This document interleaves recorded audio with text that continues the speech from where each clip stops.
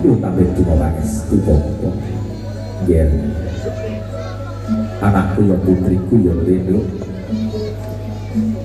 senajan kata keseluruh ing dina iki kembang-kembang banyu wong tua menangis kuwi karena ya nang eluh kebahagiaan bungai bapakmu bungai ibumu rakaya dina iki kok Gusti Allah paring berkah Gusti Allah paring winih ing besok bakal dadi wit kang gedhi paribasan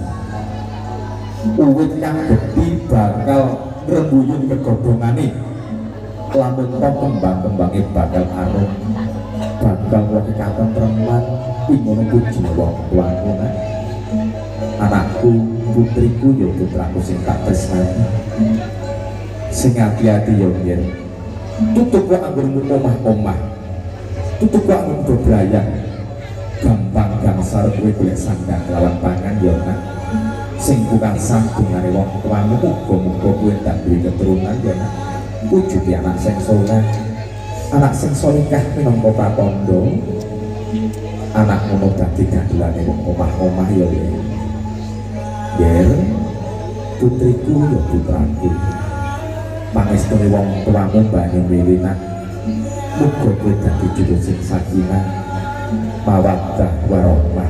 sampai akhir zaman pangestune wong tuamu banyu milih